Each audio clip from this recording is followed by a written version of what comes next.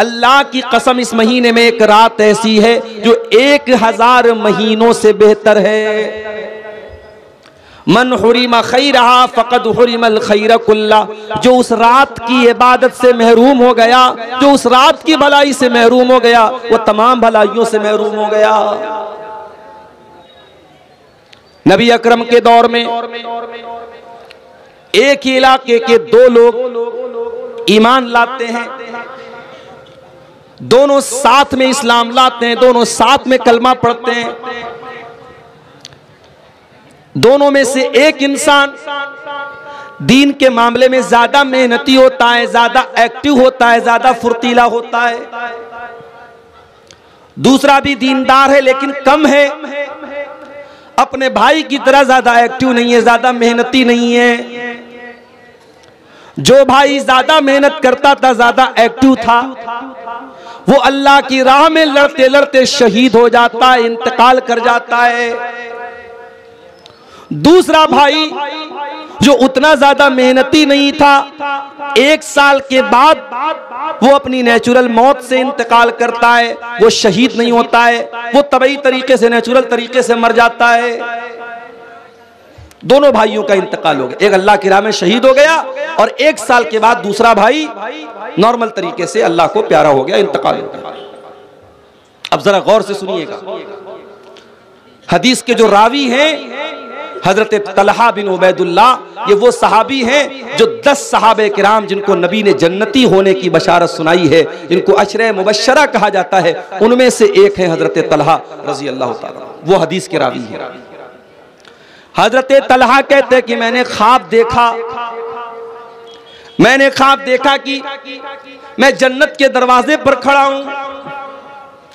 इतने में जन्नत में से एक आने वाला आया, यानी फरिश्ता आया, और उसने उन 2 भाइयों में जिसका इंतकाल बाद में हुआ था उसको जन्नत में जाने की इजाजत दे दी, और उसके बाद जो अल्लाह की राह में शहीद हुआ था, जो मेहनती लड़का था, जो मेहनती इंसान था, उसको उसके बाद जन्नत में जाने की इजाजत दी। पहले वो जन्नत में गया जिसका इंतकाल 1 साल के बाद हुआ था, और जो अल्लाह की राह में शहीद हुआ था और मेहनती था, ज्यादा एक्टिव था, वो बाद में जन्नत में गया। और फिर फरिश्ता मेरे पास आया और उसने कहा इन्नका लम यानी लका बादू, अभी तेरे जन्नत में जाने का टाइम नहीं आया है। उसके बाद हजरत तलहा कहते हैं मेरी नींद खुल गई। सुबह मैंने ये ख्वाब जब सहाबा को बताया, लोगों को बताया, तो सहाबा को बड़ी हैरत हुई कि ये कैसे संभव है, ये कैसे पॉसिबल है। एक इंसान दीन के काम में आगे आगे रहता था, मेहनत करता था, अल्लाह की राह में शहीद हो गया था, वो बाद में जन्नत में जा रहा है, और जो उतना ज्यादा मेहनत नहीं करता था वो पहले जन्नत में जा रहा है, ये कैसे पॉसिबल है। जब ये बात अल्लाह के प्यारे नबी जनाब मुहम्मदुर रसूलुल्लाह सल्लल्लाहु अलैहि वसल्लम तक पहुंची, तो आपने सहाबा से पूछा कि किस बात पर तुम्हें हैरत हो। सहाबा ने कहा अल्लाह के नबी, जिसका इंतकाल बाद में हुआ वो पहले जन्नत में कैसे चला गया, ये बात हमको समझ में नहीं आ रही है। अल्लाह की राह में शहीद होने वाला और दीन के काम में ज्यादा मेहनत करने वाला बाद में, और वो इंसान पहले जन्नत में चला गया, ये कैसे हो गया। आपने फरमाया सुनो, अलैसा क़द मकस बादहु सनतन, जिसका इंतकाल बाद में हुआ था, क्या उसको 1 साल और ज्यादा नहीं मिला जिंदगी में। साहबा ने कहा 1 साल उसको ज्यादा मिला। अलैसा क़द अद्रक रमज़ान, क्या उसको जिंदगी में 1 रमजान और ज्यादा नहीं मिला। हाँ अल्लाह के नबी, उसको 1 रमजान और ज्यादा मिला। वसल्ला फी सनतिन मिन सज्दती कज़ा व कज़ा, और साल भर में उसने इतनी ज्यादा नमाजें अपने भाई के मुकाबले में ज्यादा पढ़ी कि नहीं पढ़ी। हाँ अल्लाह के नबी, उसने 1 साल की ज्यादा नमाजें पढ़ी। आपने फरमाया फमा बैनहुमा अबअदु मिम्मा बैनल अर्दि वस्समा, दोनों के मकाम और मर्तबे के बीच में उतनी ही दूरी है जितनी जमीन और आसमान के बीच में दूरी है। अल्लाहु अकबर। 1 साल बाद मरने वाला इंसान अपने भाई से मकाम और मर्तबे में इतना दूर है, इतना बड़ा उसका मकाम है जितना जमीन व आसमान के बीच का फासला और गैपिंग है। मेरे प्यारे साथी, हम और आप वो खुशनसीब लोग हैं मेरे साथी। हमें जिंदगी में एक रमजान और मिलने जा रहा है, दुआ कीजिए। और सहाबा भी ये दुआ करते थे, अल्लाहुम्मा सल्लिम लना, अल्लाहुम्मा सल्लिमना ले रमजान, ऐ अल्लाह तू रमजान तक हमको सलामत रख, व सल्लिम लना रमजान, और रमजान को सलामती वाला हमारे लिए बना दे, व तसल्लम हो मिन्ना मुतकब्बला, और रमजान में हम जो इबादत करें ऐ अल्लाह तू उसको कबूल फरमा ले। ये सहाबा की दुआ थी, ये ताबईन की दुआ थी। मेरे साथियों, आओ दुआ करें हम, अल्लाह ताला हमको सेहत के साथ, सलामती के साथ रमजान के महीने को गुजारने की तौफीक अता फरमाए। देखिए, बीच बीच में माहौल मैं देख रहा हूं कि कहीं से कुछ शोर होने लगता है, कोई आवाज आने लगती है। आप सुकून से तकरीर सुने। मैं बहुत लंबी तकरीर आज कर नहीं पाऊंगा, मेरे पास टाइम भी कम है, आखिर में चंदा भी करना है। आप सुकून से सुने, इंशाअल्लाह जो बातें आपके सामने बयान होंगी बहुत अहम बातें और काम की बातें आपके सामने आएंगी। आप मजलिस का जो वकार है, सुकून है, आप बहुत सीरियस होकर सुन रहे हैं, इसको बाकी रखिए। मेरे भाइयों, मैंने जो आयत आपके सामने खुतबे में पढ़ी थी वो सूरह निसा की आयत थी।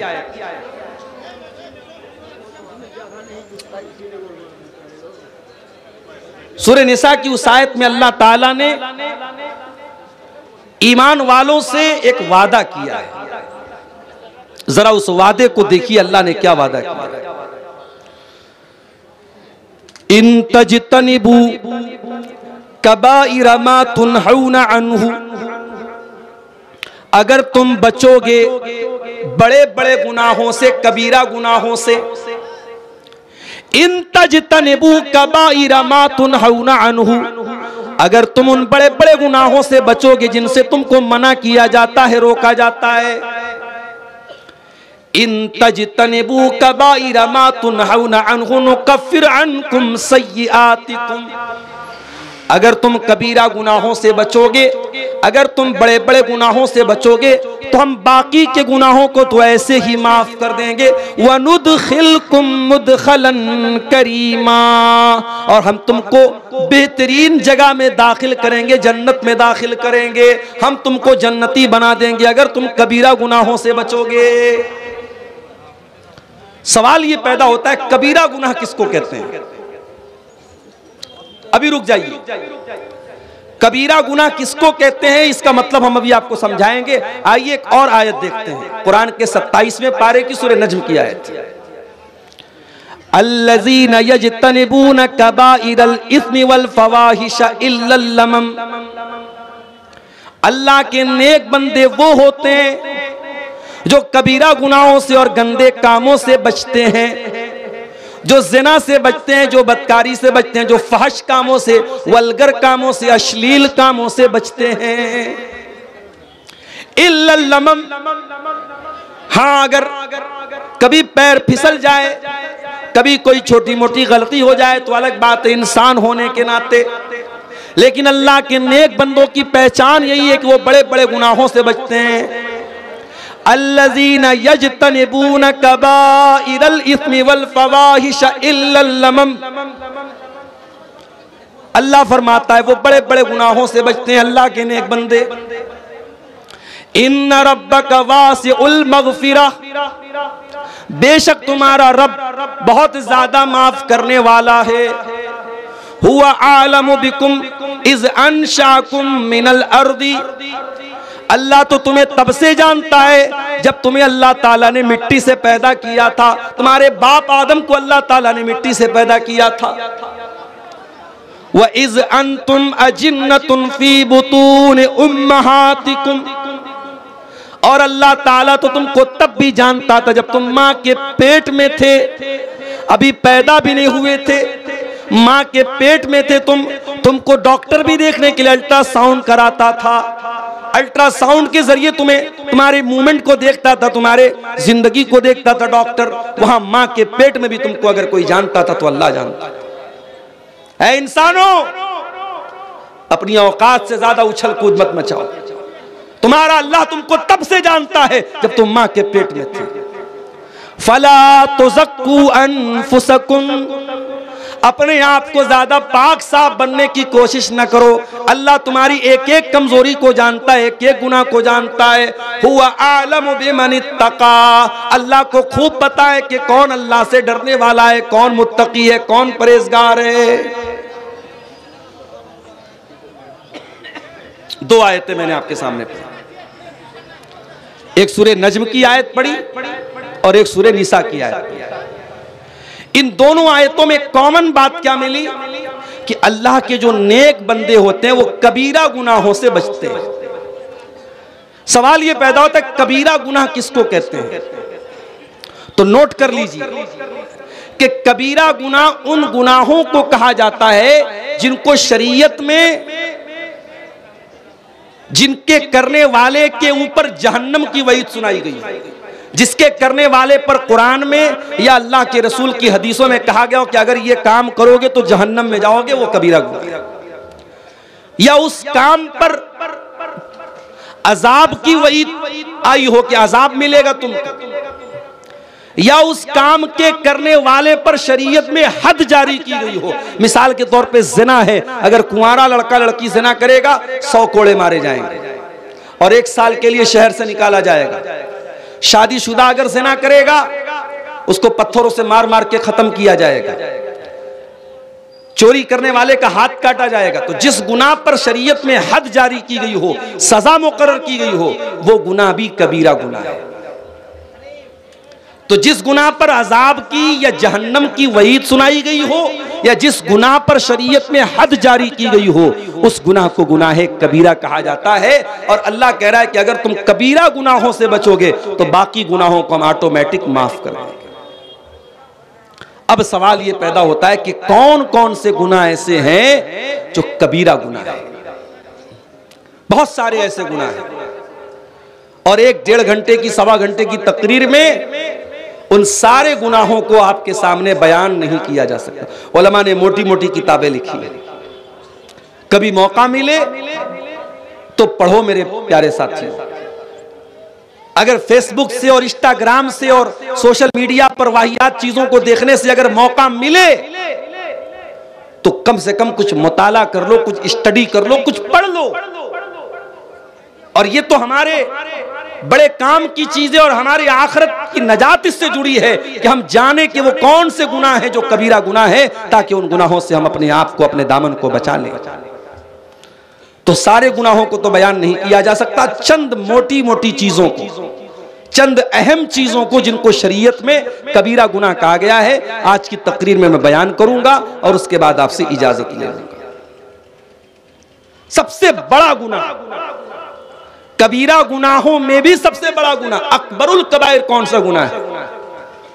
चलो भाई जमालपुर वालों, चलो आपका एक इंटरव्यू ले लेते हैं, बताओ कौन सा गुनाह है?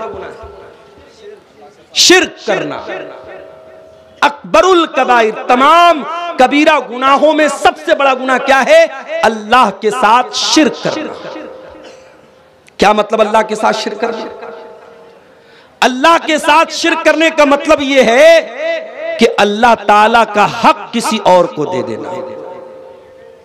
जो काम अल्लाह ताला के लिए करना जायज है, वो काम किसी और के लिए करना। मिसाल के तौर पे अल्लाह के अलावा किसी और से दुआ करना, अल्लाह के सिवा किसी और के नाम से जानवर ज़बाह करना, अल्लाह के सिवा किसी और के आगे सजदा करना, अल्लाह के सिवा किसी और के बारे में ये अकीदा रखना कि ये मेरी बिगड़ी बना देगा, ये मेरी बीमारी दूर कर देगा, ये मेरी तकलीफ दूर कर देगा, ये मेरा दुख दूर कर देगा। ये शिर्क है। और ये शिर्क कितना बड़ा गुनाह है? आइए कुरान खोलते हैं। इन्नल्लाह ला यगफिरु अन युशरक बिही व यगफिरु मा दून ज़ालिका लिमन यशा। अल्लाह ताला शिर्क को माफ नहीं करेगा। शिर्क से छोटे जो गुनाह हैं, शिर्क से कमतर जो गुनाह हैं, वो तो अल्लाह ताला क्या माफ हो जाएंगे, शिर्क माफ होने वाला नहीं है। इन्नहु मन युशरिक बिल्लाहि फ़क़द हर्रमल्लाहु अलैहिल जन्नह। जो अल्लाह के साथ शिर्क करेगा, अल्लाह ताला ने उसके ऊपर जन्नत को हराम कर दिया है। व मअवाहुन नार, उसका ठिकाना जहन्नम है। व मा लिज़्ज़ालिमीन मिन अंसार, और शिर्क करने वालों का अल्लाह ताला क्या कोई मददगार नहीं होगा, कोई साथ देने वाला नहीं होगा। इतना खतरनाक गुनाह है शिर्क करना। अल्लाह ने कुरान में सूरह अनाम के अंदर 18 नबियों का जिक्र करने के बाद फरमाया वलौ अशरकू लहबिता अन्हुम मा कानू यामलून, अगर हमारे ये 18 नबियों ने भी अगर शिर्क किया होता, इनकी सारी नेकियां बर्बाद हो गई होती। सबसे बड़ा गुनाह शिर्क करना। अल्लाह कुरान में अपने नबी से कहता है वलक़द ऊहिया इलैका व इलल्लज़ीना मिन क़ब्लिका लइन अशरकता लयहबतन्न अमलुक व लतकूनन्न मिनल ख़ासिरीन। ऐ मेरे हबीब, अगर आपने भी शिर्क कर दिया तो आपके भी तमाम के तमाम अमल बर्बाद हो जाएंगे और आप भी खसारा उठाने वालों में से हो जाएंगे। शिर्क से अपने आप को बचाओ मेरे साथी। आज मैं इस इलाके में बैठा हूं और खुशी के साथ ये कहता हूं कि ये वो इलाका है जहां आपको शिर्क के अड्डे बहुत कम मिलेंगे, ना के बराबर। एक बड़ी तादाद हमारे उन भाइयों की है जो कुरान और हदीस को फॉलो करते हैं, जो शिर्क और बिदअत से दूर रहते हैं। ये बहुत खुशी की बात है और बहुत खुशकिस्मती की बात है मेरे साथ। आप यकीन नहीं करेंगे, मेरे पास ऐसे भी फोन आते हैं कि मौलाना साहब मैं फला इलाके में रहता हूं, मेरे घर से करीब में कोई ऐसी मस्जिद नहीं है जहां सही तरीके से नमाज पढ़ी जाती है। मस्जिदें हैं, सुन्नत के खिलाफ नमाज पढ़ी जाती है, मस्जिद के अंदर कब्र है, मजार है, सजदा होता है, शिर्क होता है। हमारा दिल गवारा नहीं करता उस मस्जिद में नमाज पढ़ने के लिए, हम क्या करें। आज आपके घर से चंद कदम की दूरी पर मस्जिद है और आप सुकून के साथ सुन्नत के तरीके पर नमाज पढ़ते हैं, ये बहुत बड़ी बात है मेरे साथियों। बहुत सारे लोग इस नेमत से महरूम हैं। अगर अल्लाह ताला ने आपको ऐसे माहौल में पैदा किया है कि आप अल्लाह की तौहीद पर हैं, अल्लाह का शुक्र अदा कीजिए। बहुत सारे लोग इस नेमत से महरूम हैं। मेरे प्यारे साथियों, इस तौहीद की नेमत की कदर कीजिए और मरते दम तक शिर्क से अपने दामन को बचाइए और अपने बच्चों को भी बचाइए। कभी कभी ऐसा भी होता है, बाप तो बहुत तौहीद वाला है लेकिन बाप ने बच्चों की तरबियत नहीं की, बच्चों को मदरसे में नहीं पढ़ाया, बच्चों को कुरान नहीं पढ़ाया, बच्चों को दीनियात नहीं पढ़ाई। बच्चा कहां पढ़ता था? कॉन्वेंट में पढ़ता था। बाप तो बड़ा खुश था कि साहब मेरा बेटा तो इंग्लिश मीडियम में पढ़ता है, मेरी बच्ची तो इंग्लिश मीडियम में पढ़ती है, हाई फाई इंग्लिश बोलती है। घर में आती पहले पापा को देख के गुड नाइट पापा, गुड मॉर्निंग पापा बोलती है। माँ बाप तो इसी में खुश हो गए साहब। जरा से 4 अंग्रेजी के जुमले क्या बच्चे ने बोल दिए, आप तो खुश हो गए। मगर ये अंग्रेजी के चंद जुमले जो आपके बच्चे ने सीखे हैं कि इतने भारी पड़ जाएंगे आपके ऊपर जब ये बच्चा बड़ा होगा और वो अल्लाह की तौहीद से दूर होगा। और आज इसी पाकुड़ के इलाके से मेरे पास व्हाट्सएप पर मैसेज आया कि मौलाना जरा इस पर भी आप बोलिएगा।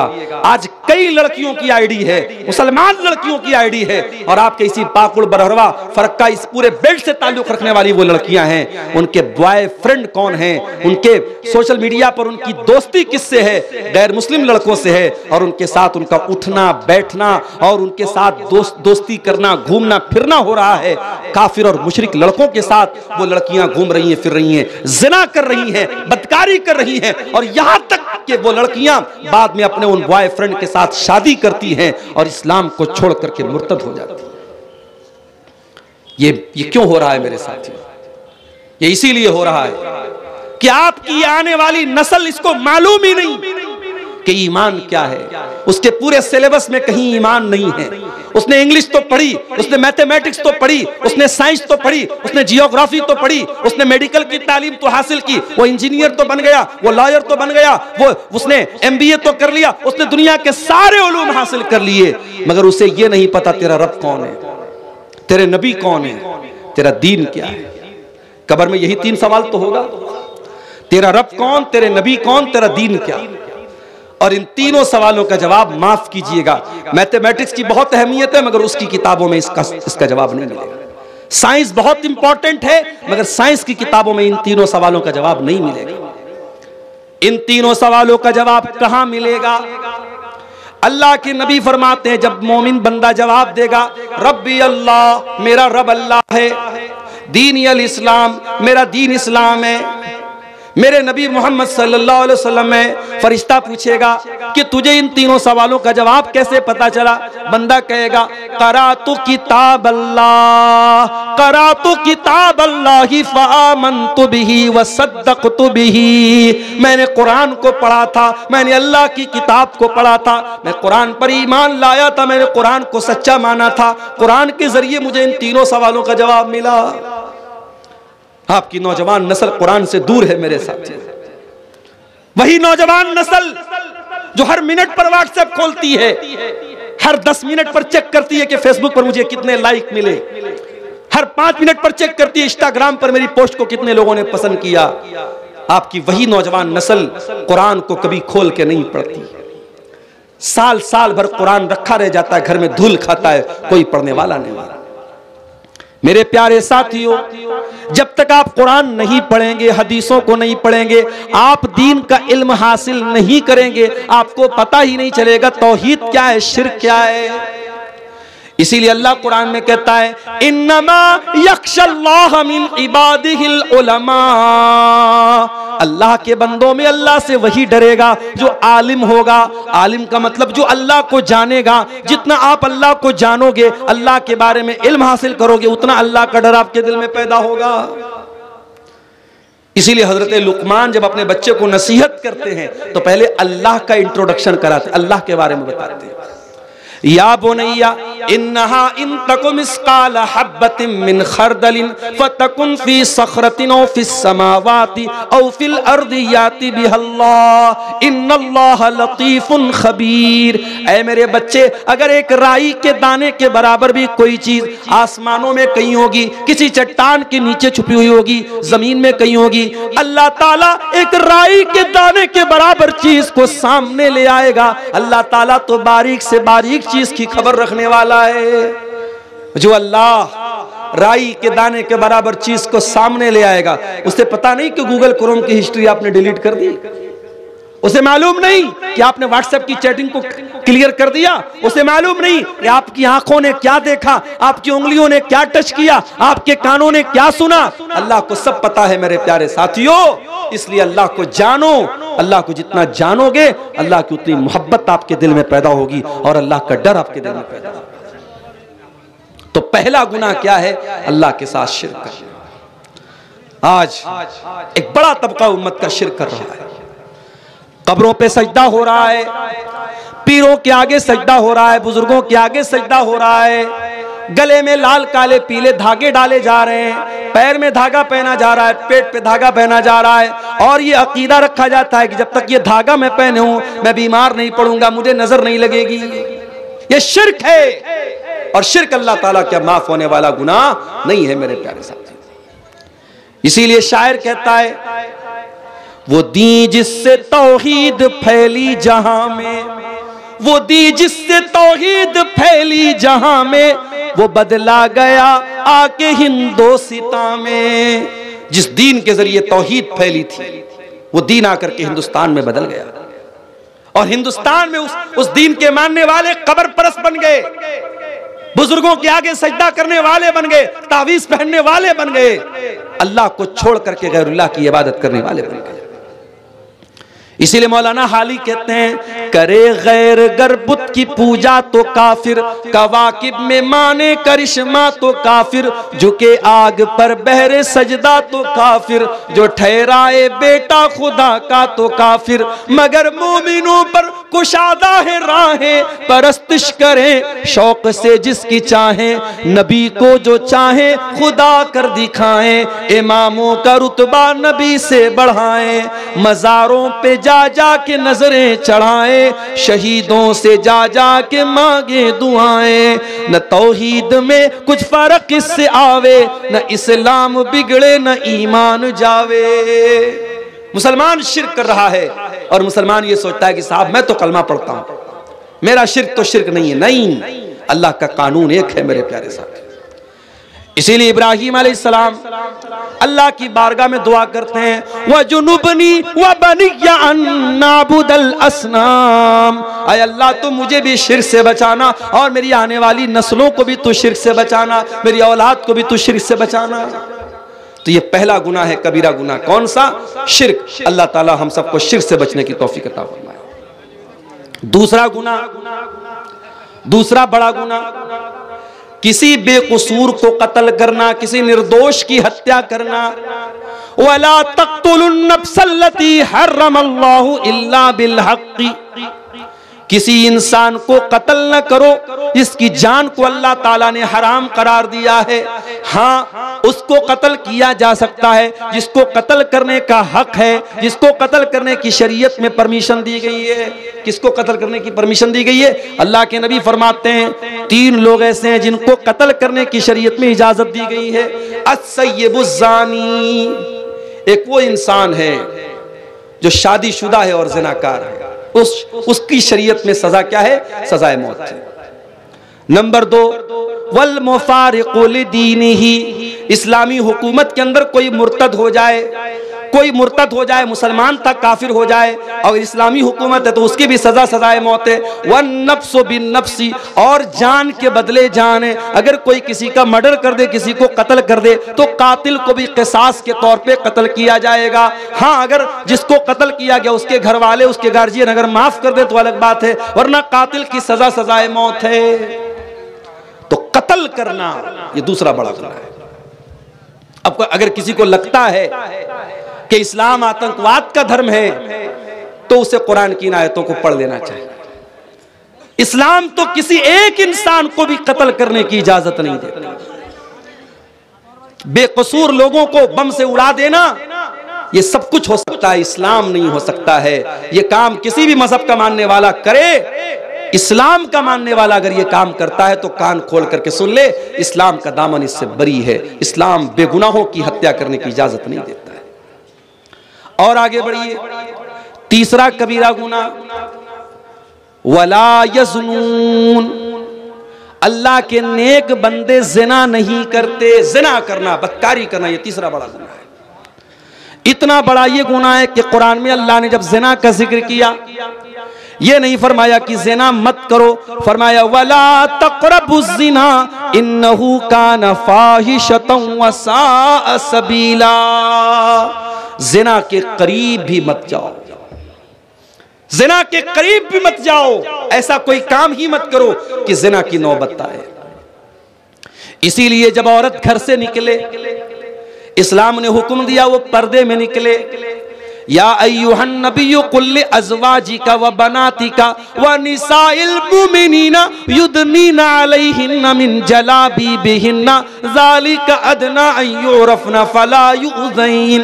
ऐ नबी, अपनी बीवियों से कह दीजिए, अपनी बेटियों से कह दीजिए और तमाम मुसलमान औरतों से कह दीजिए, जब वो घर से निकले तो अपने ऊपर जिल्बाब डाल लें, अपने ऊपर चादर डाल लें, अपने हुस्न की नुमाइश न करें, अपनी खूबसूरती को जाहिर न करें, पर्दे में रहें। पर्दा उनकी पहचान बनेगा, ये पर्दा दुनिया को बताएगा ये इज्जतदार लड़कियां हैं और कोई उनको छेड़ने की जरूरत नहीं करेगा। ये पर्दे का हुक्म क्यों दिया गया? ताकि ज़िना के कोई करीब भी न जाए। मर्दों को हुक्म दिया गया, कुल लिल मुमिनीन यगुद्दू मिन अबसारिहिम, ऐ नबी मोमिन मर्दों से कह दीजिए अपनी निगाहों को नीचे रखें, व यहफ़ज़ू फ़ुरूजहुम, और अपनी शर्मगाह की हिफाजत करें। ये निगाहों को नीचे रखने का हुक्म क्यों दिया गया? ताकि आप ज़िना के करीब न जाएं। नौजवान लड़का शादी के काबिल हो जाए, नौजवान लड़की शादी के काबिल हो जाए, क्यों हुक्म दिया गया कि जल्दी से उसकी शादी की जाए ताकि कोई ज़िना के करीब न जाए?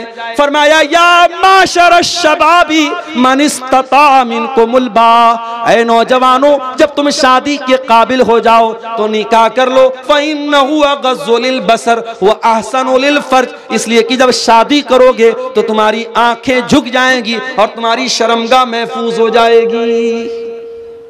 ज़िना के करीब भी मत जाओ, इसीलिए कहा गया उसको, उसी के लिए जल्दी से निकाह करने का हुक्म दिया गया। अभी एक मैसेज आया मेरे पास कि एक लड़की है, औरत है, वो कहीं निकाह करना चाह रही है, कोई लड़का है, दीनदार लड़का है, लेकिन बाप राजी नहीं है लड़की का। क्यों? उसकी कास्ट अलग है। हमारे यहाँ बड़ा मसला ये कि कास्ट भी चलती है। शेख है तो शेख में ही शादी करेगा, अंसारी है तो अंसारी में ही शादी करेगा, जिस बिरादरी का इंसान है उसी बिरादरी में निकाह करेगा। जबकि इस्लाम में कोई कास्टिज्म तो नहीं है, इस्लाम में कोई बिरादरीवाद तो नहीं है। अब भाई बाप राजी नहीं है, लड़का दीनदार है, नमाजी है, सब कुछ है, लेकिन बाप राजी। अब लड़की किसी के जरिए मसला पूछवा रही है कि मौलाना साहब, शरीयत तो ये कहती है कि लड़की की शादी उसके वली की इजाजत के बगैर नहीं हो सकती, और मेरा बाप दीनदार लड़के से शादी न करके मेरी शादी बेदीन से कर रहा, मैं क्या करूं? अब हम लोग भी कभी कभी परेशान हो जाते कि क्या जवाब दें। भाई इस्लाम में लड़की के निकाह के लिए कंडीशन है, शर्त है कि लड़की के वली का राजी होना। अगर लड़की का बाप जिंदा है तो बाप वली है, और लड़की अपने बाप को राजी किए बगैर शादी नहीं कर सकती। लेकिन अब यहां सिचुएशन ये है कि लड़की किसी दीनदार लड़के से निकाह करना चाह रही है और कोई ऐप भी उसके अंदर नहीं, और लड़की का बाप तैयार नहीं है, और लड़की का बाप जिससे निकाह करना चाह रहा है वो लड़का दीनदार नहीं है। अब मैंने इस पर जब मसला देखा, उलमा के फतवे देखे, तो अल्लामा इब्न उसैमीन का एक फतवा देखा। उन्होंने कहा कि अगर किसी ऐसी सिचुएशन में लड़की का बाप गलत जगह लड़की की शादी कर रहा है, जो रिश्ता सही नहीं है, लड़का दीनदार नहीं है, और लड़की का बाप सिर्फ उसकी जमीन जायदाद और दौलत देकर के शादी कर रहा है, तो ऐसी कंडीशन में लड़की के वली होने के हक से वो महरूम हो जाएगा, और उस इलाके के जो जिम्मेदार लोग होंगे, जो आलिम होंगे बड़े, या जो उस इलाके का जो जिम्मेदार होगा, उसको लड़की जाएगी और वहां जाकर के अपना केस रखेगी, और वो वली बन करके उस लड़की का सही जगह निकाह कराएगा। ऐसी सूरत में लड़की का बाप अपने हक से महरूम हो जाएगा। तो शरीयत ने ये सारे रास्ते क्यों बताए मेरे प्यारे साथी? ताकि हम जिना के करीब भी न जाए। आज हालात क्या हैं? लड़की घर से निकलती है, उसका पूरा शरीर नजर आता है, बेपर्दा और बेहया होकर के वो लड़की घर से निकलती है। और जो लड़कियां कॉलेजों और स्कूलों में पढ़ती हैं, वो तो ये समझती है कि भाई ये पर्दा वर्दा तो ये मदरसे में पढ़ने वाली लड़कियों को सूट करता है, हम तो अप टू डेट है, हम तो हाई फाई हैं, उनको अपने सर पे तो पट्टा रखने की जरूरत भी महसूस नहीं होती है। याद रखो मेरी प्यारी बहनों, मेरे माओ बहनों, ये आपका पर्दा, ये आपके ईमान की अलामत, आपके मुसलमान होने की अलामत है। अल्लाह कुरान में अपने नबी से कहता है, वकुल्लिल मुमिनाति यग़ज़ुज़्ना मिन अबसारिहिन्ना व यहफ़ज़्ना फ़ुरूजहुन्ना।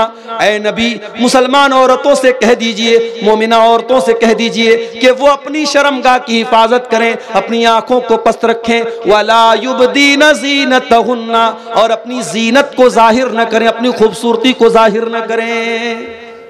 यहां तक कहा अल्लाह ने, वल यज़रिबना बिखुमुरिहिन्ना अला जुयूबिहिन्ना। ऐ मुसलमान औरतों, तुम अपने दुपट्टे को अपने सीने पर रखो। बाप सामने है, बेटा सामने है, अपना भाई सामने है, महरम रिश्तेदार सामने है, महरम के सामने भी औरत अपने दुपट्टे को सीने पर रखेगी, गरेबान पर रखेगी। अपने महरम के सामने भी औरत को बेपर्दा होने की इजाजत नहीं है, अपनी जीनत को ढांपने का हुक्म दिया गया।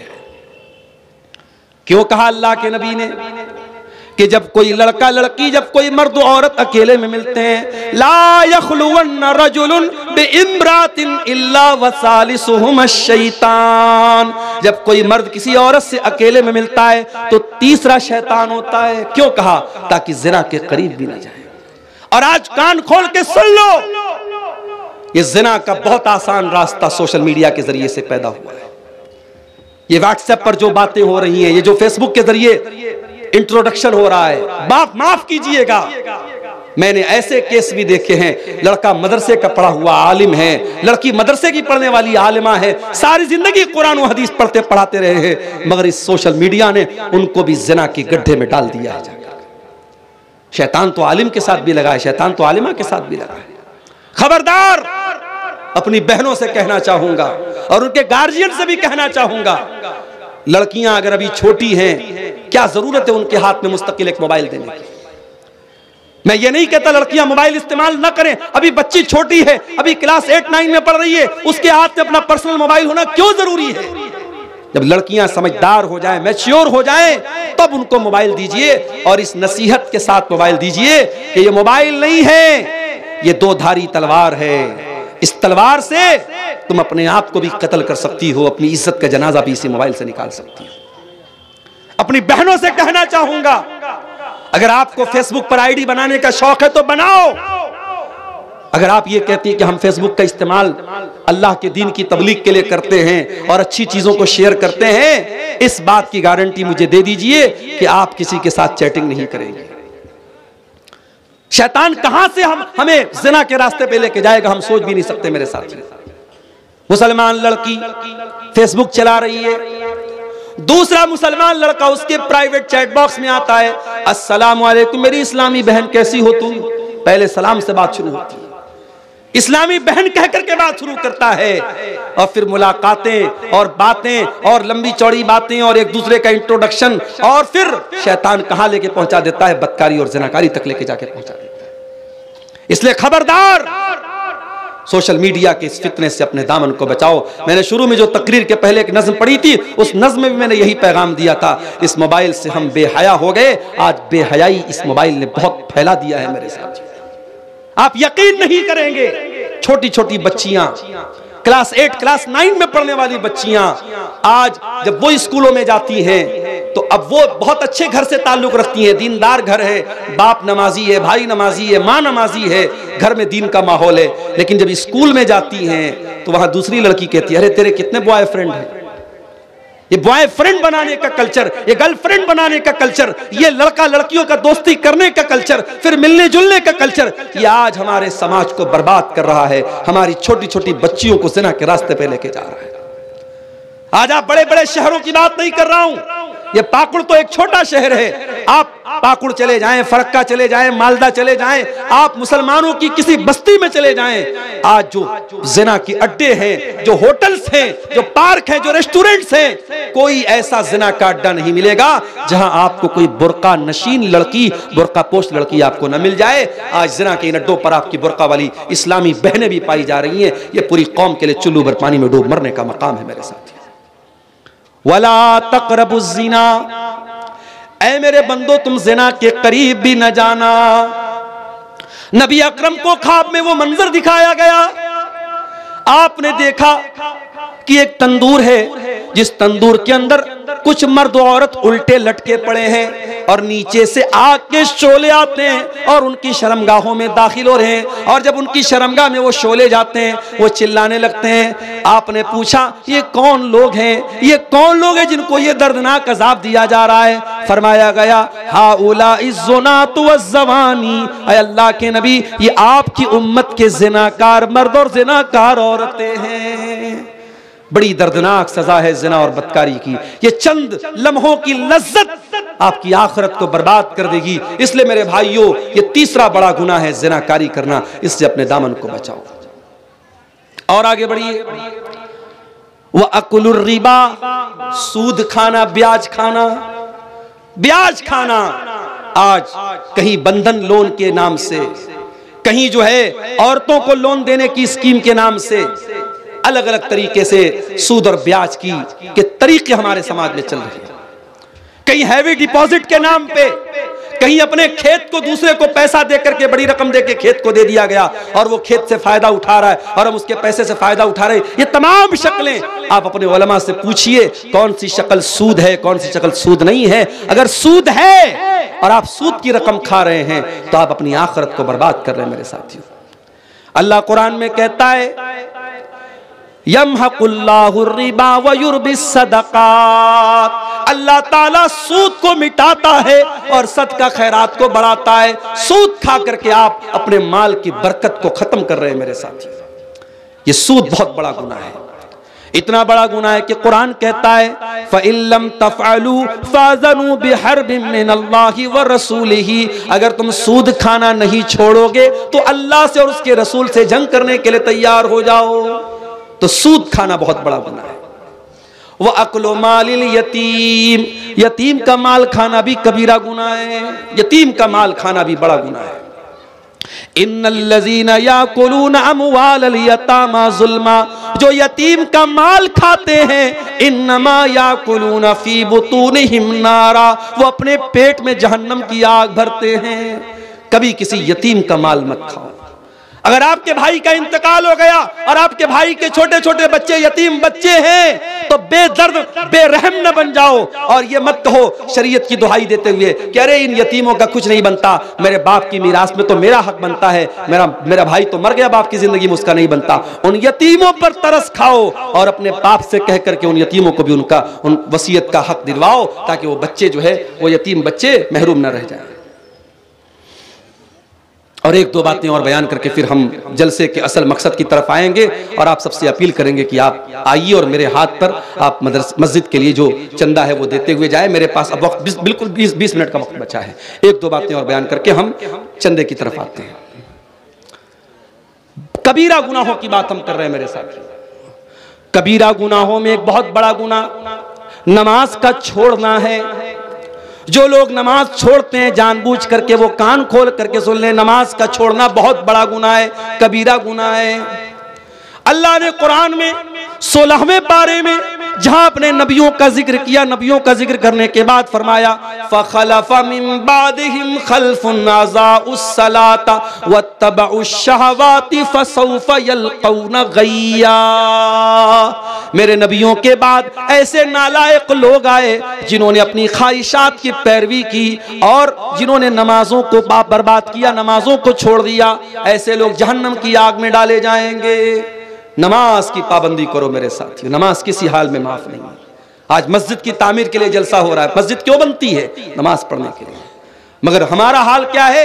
मस्जिद तो बना ली शब भर में ईमा की हरारत वालों ने। किसकी तरफ से? अच्छा अच्छा, देखिए मैं सबका नाम नहीं ले पाऊंगा, ये हमारे बुजुर्ग हैं, इन्होंने मस्जिद की तामीर के लिए ये बिस्मिल्लाह किया है। अल्लाह ताला अब्दुल रकीब साहब, अच्छा अब्दुल लतीफ साहब, ये मौलाना अब्दुल लतीफ साहब ने, कितना है पैसा ये? 5000 रुपया। अल्लाह ताला मौलाना की उम्र में बरकत अता फरमाए, मौलाना के इल्म व अमल में और उनकी सेहत में अल्लाह ताला बरकत दे और अल्लाह ताला उनके इस चंदे को कबूल फरमाए। मेरे प्यारे साथियों आ जाइए, मेरे पास वक्त बहुत कम है, 15 से 20 मिनट का टाइम बचा है। अल्लाहु अकबर। ये देखिए मोतियुर रहमान भाई ने 500 रुपये का चंदा पेश किया है। ये किसी बेनाम साहब ने, साहिब खैर ने 500 और 1000 का चंदा पेश किया है। रब्बुल आलमीन आप सबके चंदे को कबूल फरमाए। आलम माशाअल्लाह, आलम भाई ने 10,000 रुपया मस्जिद के लिए ताउन पेश किया है। अल्लाह ताला आलम भाई के इस चंदे को कबूल फरमाए, उनके माल में बरकत दे। भाइयों आओ आगे बढ़ो, ये अल्लाह के घर का मामला है। अल्लाह का घर आपको दावत दे रहा है, बुला रहा है। आप मोहब्बत करते हैं अगर मस्जिद से, दीन से, उलमा से, आप आगे बढ़िए और बढ़ चढ़ करके इसमें हिस्सा लीजिए। माशाअल्लाह ये हमारे मुस्तफीज भाई हैं, इन्होंने अपने वालिद की तरफ से ये 500 रुपये का चंदा पेश किया है। वालेकुम सलाम। अल्लाह ताला आपके इस चंदे को 500 रुपये चंदा आपने पेश किया है, अल्लाह कबूल फरमाए। और ये हफीजुर रहमान साहब हैं, इन्होंने 100 रुपये का चंदा पेश किया है, अल्लाह ताला इनके चंदे को कबूल फरमाए। भाइयों आगे बढ़िए, वक्त कम है, कमेटी वाले भी जो है नजरें गाड़े हुए हैं। আপনারা যাইয়েন না, একটু চান্দা মৌলানা সাহেবের হাতে দেন আর মৌলানা আব্দুল শাকুর সাহেব আসবেন এর পরে, আপনারা একটু থাকেন। ये किसी और भाई ने भी 500 रुपये का चंदा पेश किया है, अल्लाह इनके चंदे को कबूल फरमाए। माओ बहनों से भी गुजारिश करता हूँ कि आप आगे बढ़ें, मस्जिद की तामीर का मामला है, आपके लिए सदका जारिया बनेगा। आप हजरात अगर अपनी ज़रूरतों के लिए उठ रहे हैं तो ठीक है, अच्छी बात है, लेकिन अभी प्रोग्राम बाकी है, मेरे बाद भी खतीब हैं, मेरे साथ मसला और मजबूरी है, मुझे निकलना है, लेकिन आप हजरात बैठें, प्रोग्राम में आप शामिल हों। अच्छा माशाअल्लाह, ये भाई की इनकी दादी ने दिया है 500 रुपये का चंदा और 200 रुपया बेनामी चंदा है, अल्लाह ताला इनके चंदे को कबूल फरमाए। आइए आगे बढ़े। देखिए भाई 100 की नोट नहीं चले चंदे में, 500 कम से कम दीजिए। आइए आगे बढ़िए, अल्लाह ताला आप सबके चंदे को कबूल फरमाए। मैं बगैर गिने दे रहा हूँ सामने, अल्लाह ताला आप सबके ताउन को कबूल फरमाए। अल्लाह ताला आपके सेहत में, दौलत में बरकत अता फरमाए। और जो लोग मरहूमीन की तरफ से चंदा दे रहे हैं, अल्लाह ताला उनके मरहूमीन की मग़फ़िरत फरमाए। रमज़ान का बिल्कुल करीब वक्त आ चुका है, ये आखिरी प्रोग्राम है रमज़ान के पहले, इसमें आप हजरात शामिल हो रहे हैं। ये 2000 रुपया है, अल्लाह ताला इनके चंदे को कबूल फरमाए। आप सब आइए आगे बढ़िए और 10 मिनट मेरे हाथ पे चंदा देते हुए अल्लाह ताला के यहाँ अपने जन्नत में अपने घर को बनाते हुए आगे बढ़िए। माशाअल्लाह आइए आइए, चले आओ चमन तुमको बुलाता है, मन बना लिल्लाहि मस्जिदन बनल्लाहु लहु बैतन फिल जन्नह, मस्जिद की तामीर करने वाला जन्नत में अपना घर बनाता है। अल्लाह ताला तमाम चंदा देने वालों के चंदे को कबूल फरमाए, आखिरत में इसका बेहतरीन बदला आप लोगों को अल्लाह ताला अता फरमाए। महबूब आलम भाई ने 500 रुपये का चंदा पेश किया है। अच्छा, इन्होंने मुस्तफ़ी साहब ने 200 रुपया है। अच्छा माशाअल्लाह, 5000 है माशाअल्लाह। 5000 का ये अलग चंदा है, 500 का अलग है और ये शायद 500 अलग है। अल्लाह ताला इन सारे चंदे को कबूल फरमाए। अल्लाह ताला, मैं नाम नहीं भी लूँगा तो समझिए सवाब मिलेगा इंशाअल्लाह। असल चीज़ नीयत है। तमाम चंदा देने वालों के चंदे को अल्लाह ताला कबूल फरमाए।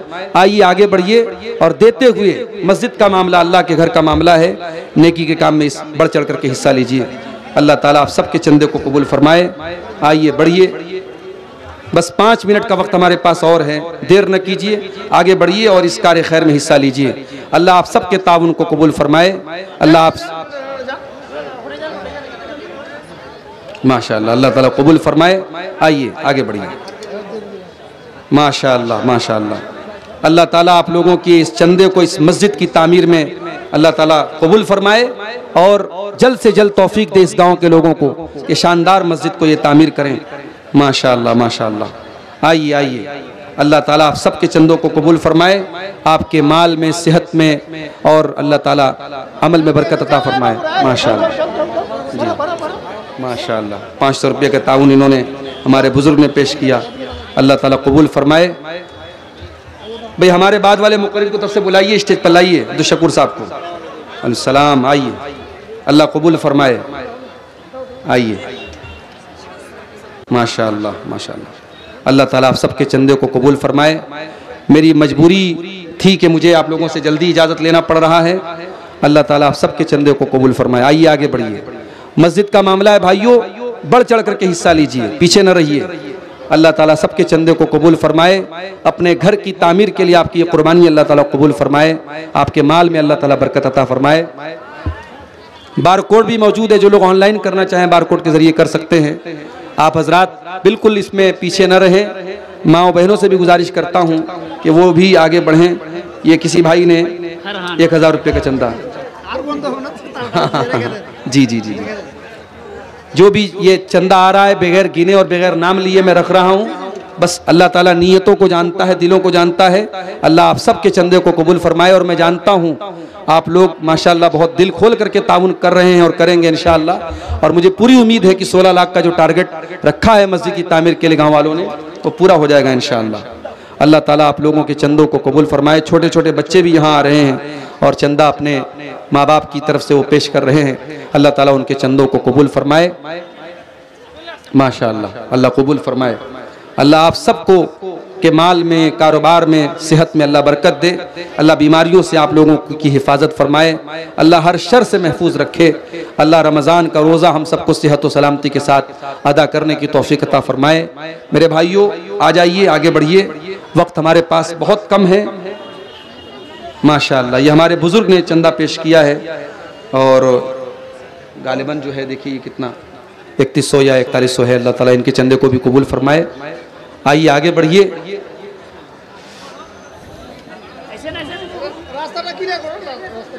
माशाअल्लाह, আপনারা দিয়ে দেন আর একটু রাস্তাটা ক্লিয়ার রাখেন। মোল্লা সাহেবকে আসতে দেন, सबके আসতে দেন, মৌলানা সাহেবের কাছে আসতে দেন। अल्लाह मगफरत फरमाए, अल्लाह कबूल फरमाए।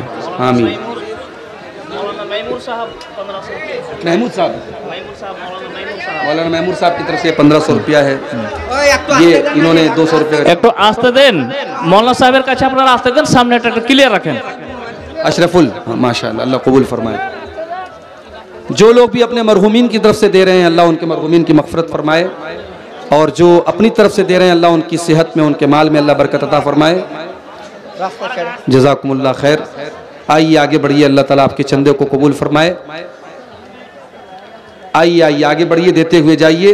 अल्लाह आप सबके अतियात को, चंदों को अल्लाह कबूल फरमाए। अल्लाह ताला आप लोगों के माल में बरकत दे। जो लोग अपने मरहूमीन की तरफ से दे रहे हैं, अपने माँ बाप की तरफ से या अपने किसी भी रिश्तेदार की तरफ से दे रहे हैं, अल्लाह ताला उनके मरहूमीन की मगफरत फरमाए। उनकी कब्रों को अल्लाह ताला नूर से भर दे। मेरे भाइयों, मस्जिद का मामला है, अल्लाह के घर की तामीर का मामला है। इसमें आप पीछे न रहें। ये रमज़ान के बिल्कुल पहले आपका ये प्रोग्राम और उसमें ये आपका दिया हुआ आतिया इंशाअल्लाह अल्लाह ताला इसको कबूल फरमाएगा।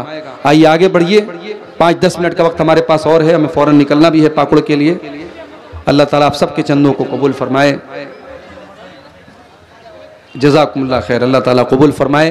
जो भी भाई जो भी ताउन कर रहे हैं, मैं बगैर गिने रख रहा हूँ, बगैर नाम लिए रख रहा हूँ, और सबके हक में दुआ करता हूँ अल्लाह सबके चंदों को कबूल फरमाए।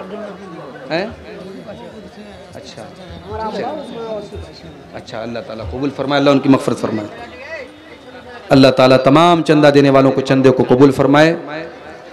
आइए आगे बढ़िए, রাস্তাটা ক্লিয়ার রাখেন, এই সামনেটা রাস্তাটা ক্লিয়ার রাখেন। अल्लाह सारे चंदा देने वालों के चंदे को कबूल फरमाए। आप लोगों ने बहुत अच्छे तरीके से प्रोग्राम को सुना है और अभी सुनेंगे, अभी प्रोग्राम बाकी है इंशाअल्लाह। और मस्जिद की तामीर के लिए आप ज़रूर हिस्सा लीजिए। अभी तक जो भाई पीछे रह गए हैं और आगे नहीं आए हैं, उनसे गुजारिश है, अगर आप कैश नहीं लाए हैं, ऑनलाइन भी आप फ़ोन पे वगैरह के ज़रिए भी भेज सकते हैं। ज़रूर हिस्सा लीजिए और इंशाअल्लाह अगर आप थोड़ा सा दिल खोलेंगे तो ये कोई बहुत बड़ा टारगेट नहीं है, इंशाअल्लाह ज़रूर पूरा हो जाएगा। अल्लाह आप सबके चंदों को कबूल फरमाए। जिन्होंने जो भी दिया है अपनी अपनी हैसियत के मुताबिक, अल्लाह सारे चंदा देने वालों के चंदों को कबूल फरमाए। बैठ जाएं आप लोग, जिन लोगों को चंदा देना है वो आगे आ जाए, बाकी लोग बैठे रहे। प्रोग्राम अभी चलेगा, प्रोग्राम खत्म नहीं हो रहा है।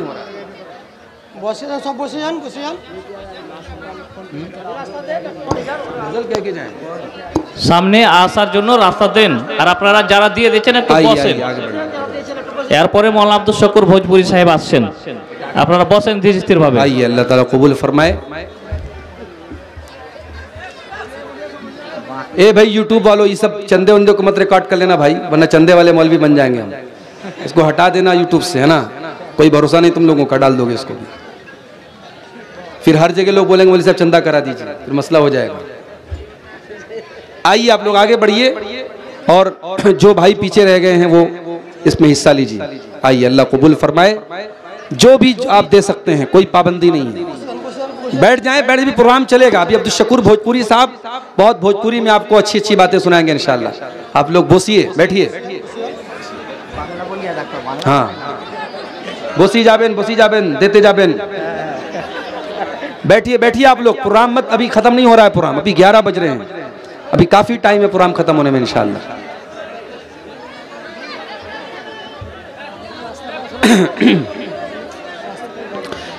एक भाई ने गुजारिश की है कि कोई नज्म पढ़ते हुए हम यहाँ से इजाज़त लें। 51 हो गया है, बस अब एक नज्म सुन करके आप, मैं नज्म पढ़ रहा हूँ, जो लोग देना चाहें आते देते जाएं इंशाअल्लाह। मैं आखिर में उनके हक में दुआ कर दूंगा।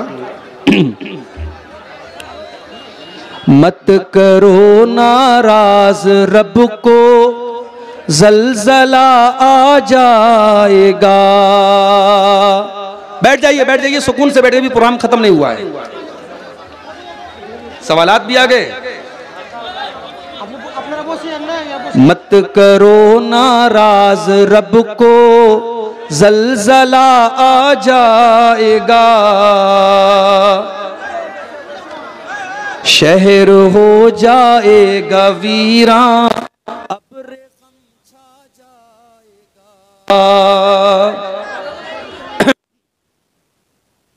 क्यों बगावत कर रहे हो, छोड़ दो अब सरकशी।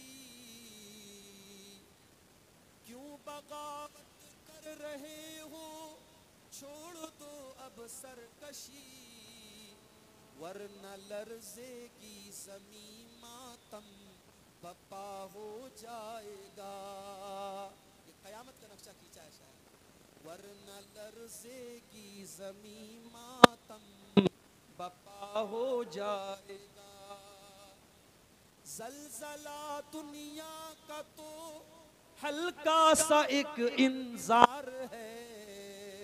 छोटा सा ज़लज़ला आता है, लोग कांप जाते हैं। अभी दिल्ली में और नेपाल में ज़लज़ला आया था, कितनी तबाही हुई थी। ज़लज़ला दुनिया